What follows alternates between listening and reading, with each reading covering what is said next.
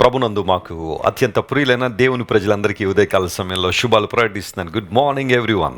బాగున్నారా? మీరంతా క్షేమంగా ఉన్నారు కదా? మీకోసం ప్రతిరోజు ప్రార్థన చేస్తున్నాము. క్రైస్తవ జీవితంలో దేవుని ఆరాధించడం, ప్రార్థించడం, దేవుని లేఖనాలను పఠించడం, దేవుని వాక్యానుసారం జీవించడం చాలా అవసరమైన విషయాలు. నువ్వు ఆత్మలో ఎదగాలి అంటే, ఆధ్యాత్మికంగా బలపడాలంటే, దేవుని దగ్గరగా రావాలంటే ప్రార్థనలు ఎదగాలి. దేవుని వాక్య ధ్యానాన్ని కూడా కొనసాగించాలి. ప్రతిరోజు మనం ఉదయాన్నే లేచిన తర్వాత ప్రార్థన చేసుకుని దేవుని వాక్యాన్ని చదివిన తర్వాత ఒక వాగ్దానాన్ని పరిశుద్ధ గ్రంథంలోంచి మనం ధ్యానం చేస్తున్నాం. మీకు తెలుసా, దేవుని లేఖనాలు ఎన్నో వాగ్దానాలు మన కోసం పొందుపరచబడి ఉన్నాయి. ఈ వాగ్దానాలను కూడా విశ్వాసం ద్వారా మనం స్వతంత్రించుకోవచ్చు. దేవుని వాక్యం సెలవిస్తున్న మాట అదే. ఈరోజు వాగ్దానం కోసం మీరందరూ కనిపెడుతున్నారు కదా. పరిశుద్ధ గ్రంథాలు తెరిచి జెఫన్యా గ్రంథం 3వ అధ్యాయం 12వ వచనాన్ని ఈరోజు వాగ్దానంగా చదువుకుందాం. The book of Zephaniah chapter 3 and verse 12. దుఃఖితులగు దీనులను యెహోవా నామము ఆశ్రయించు జనశేషముగా నీ మధ్య ఉండనిత్తును. చాలా చక్కని మాట. నేను ఉండనిస్తాను. ఎవరైనా అంటున్నారా నువ్వు ఉండవు అని?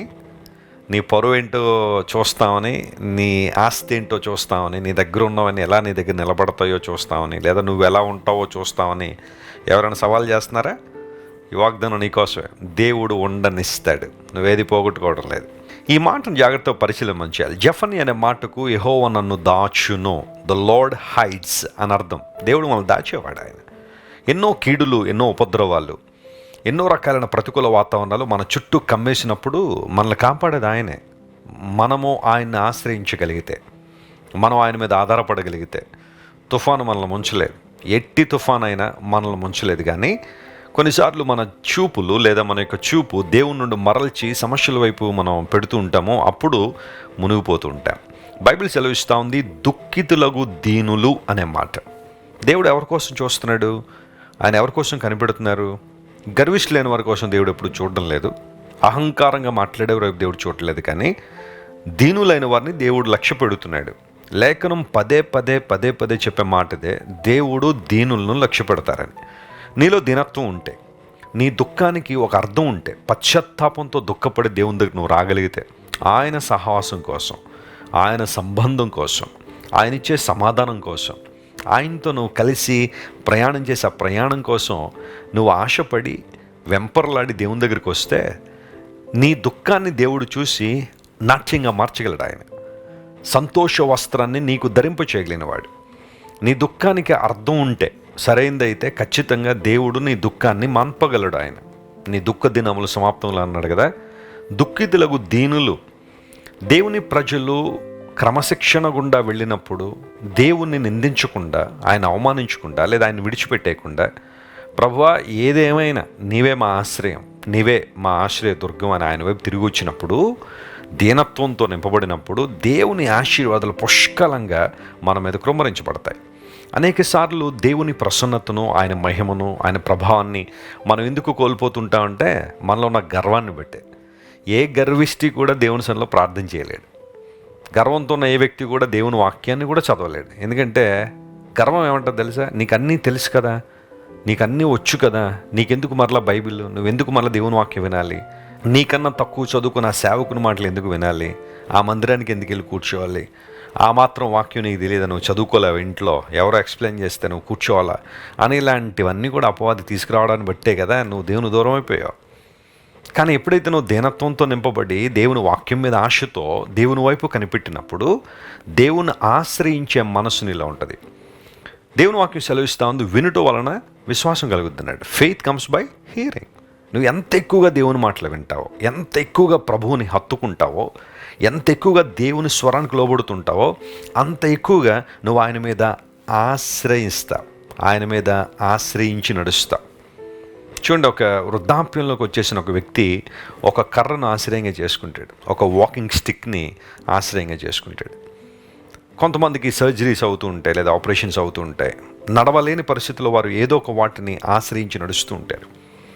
దేవుని లేకుండా సెలవిస్తూ ఉంది, దేవుని బిడ్డలైన మనం కూడా ఆధ్యాత్మిక దేవునుల కోసం, మానసికమైన స్ట్రెంగ్త్ కోసం, అనగా బలం కోసం, భౌతికమైన దీవెనలు, what ever it may be, దేవుని మీద ఆధారపడగలిగితే ఆయన నుండి వచ్చే ప్రతిదీ కూడా మనకు క్షేమకరం. ఆయన నుండి వచ్చే ప్రతి ఆశీర్వాదం కూడా మనకు ప్రయోజనమే. ఆయన లేకుండా, ఆయన కాకుండా, ఆయన మినహాయించి మనం పొందుకునేది ఏది మనకు ఆనందాన్ని ఇవ్వదు, సంతోషాన్ని ఇవ్వదు. దేవుణ్ణి ఆశ్రయించే మనసు నీలో ఉందా? ఆశ దేవుణ్ణి ఆశ్రయించినంతకాలం వర్ధిల్లాడని బైబిల్లో రాయబడింది.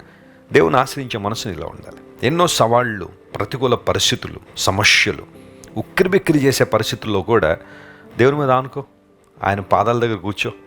ప్రభా, నువ్వు తప్ప నాకు ఎవరున్నారు ప్రభా? నీవే నా దిక్కు కదా, నీవే నా సహాయం కదా, నా ఆదరణకర్తం నీవే కదా, నన్ను బలపరచువాడు నీవే కదా, లోకమంతా నాకు ఎదురు నిలబడినా నువ్వు ఒక్కడవే నాతో ఉంటే చాలు కదా ప్రభా అని ఆయన మీద నువ్వు ఆధారపడగలిగితే దేవుడు ఖచ్చితంగా నిన్ను బలపరిచి జనశేషముగా నిన్ను ఉండనిస్తాను. ఆనందించే గుంపులో దేవుడు నిన్ను ఉండనిస్తాడు. ఆశీర్వాద గుంపులో దేవుడు నిన్ను ఉండనిస్తారు. నిత్య జీవార్థమైన వెలుగులో నడిచే గుంపులో దేవుడు నిన్ను ఉండనిస్తారు. ఈ వాగ్దానాన్ని జ్ఞాపకం చేసుకోండి. ప్రభువును స్తుతించండి, ఘనపరచండి. ప్రభువా, ఈ వాగ్దానం నా జీవితంలో నెరవేర్చండి. నువ్వు ఉండవు అని ఎవరైనా సవాల్ చేశారా? బైబిల్ సెలవిస్తూ ఉంది, దేవుడు నిన్ను ఉండనిస్తారు. Believe it, trust this promise and depend on God. దేవుని మీద ఆధారపడు, అద్భుతాలు జరుగుతాయి. కన్ను మూసుకొని ప్రార్థన చేస్తాను. మా ప్రేమగల తండ్రి, గొప్ప దేవా, నీకు వందనాలు. ఈరోజు మీరు మాకు ఇచ్చిన చక్కని వాగ్దానాన్ని బట్టి నీకు స్తోత్రాలు. అవునయ్యా, జనశేషముగా మమ్మల్ని ఉండనిస్తానని వాగ్దానం చేసిన దేవుడు. మమ్మల్ని తుడిచిపెట్టాలని లేదా మమ్మల్ని పెరికి వేయాలని, మమ్మల్ని ఇబ్బంది పెట్టాలని ఎంతోమంది ప్రయత్నాలు చేస్తూ ఉండొచ్చు, కానీ మమ్మల్ని ఉండనిచ్చే దేవుడు నీవు ప్రభువా, మమ్మల్ని బలపరిచే దేవుడు నీవయ్యా. కనికరించి సహాయం చేయండి, ఆశీర్వదించండి. ఈ వాగ్దానాన్ని విన్న మా ప్రియులందరినీ నూతన ఆత్మతో, నూతన శక్తితో, నూతన అభిషేకంతో మీరు నింపండి. ఈ రోజంతట్లో కావలసిన శక్తి, బలము, ధైర్యము ప్రతి ఒక్కరికి మీరు ప్రసాదించండి. ఘనత, మహిమ నీకే ఆరోపిస్తూ యేసుక్రీస్తు వారి శ్రేష్టమైన నామం పేరిట అడిగి వేడుకొనిచున్నాం తండ్రి. Amen, amen. God bless you dear friends. Have a wonderful day. Christ worship centre ఓ బలమైన సంఘ ఉద్యమం. కొన్ని సంవత్సరాల క్రితం కేవలం 2 ప్రారంభించబడిన పరిచర్య నేడు ప్రపంచవ్యాప్తంగా లక్షలాది మందిని ప్రభావితం చేయుచున్నది. వాక్య సంబంధమైన ఉద్యమంలో, పరిశుద్ధాత్మ సంరక్షణలో కొనసాగాలనుకునే ప్రతి ఒక్కరికి మా ప్రేమపూర్వక ఆహ్వానాన్ని అందిస్తున్నాము. రండి, ఆత్మతో సత్యముతో ప్రభువైన యేసుక్రీస్తును ఆరాధిద్దాం.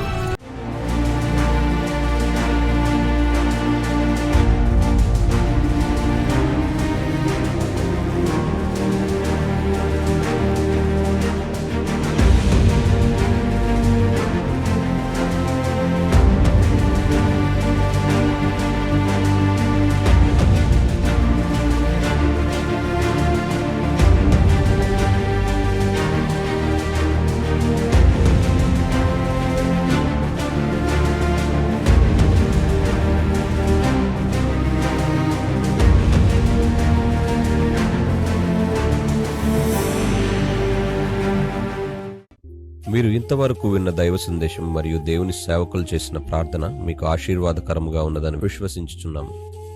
ఈ సందేశాన్ని మీ స్నేహితులకు, బంధువులకు షేర్ చేయండి. మీకు ఏదైనా ప్రార్థన అవసరత ఉన్నచో మా ఫోన్ నంబర్లకు కాల్ చేయండి.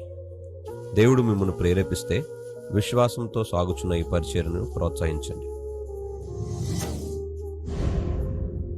మరిన్ని వర్తమానాలు, పాటలు వినుటకు జాన్ వెస్లీ మినిస్ట్రీస్ అను మా యూట్యూబ్ ఛానల్ను సబ్స్క్రైబ్ చేసుకోనండి. ప్రభువైన యేసుక్రీస్తు కృప మీకు తోడైండును గాక.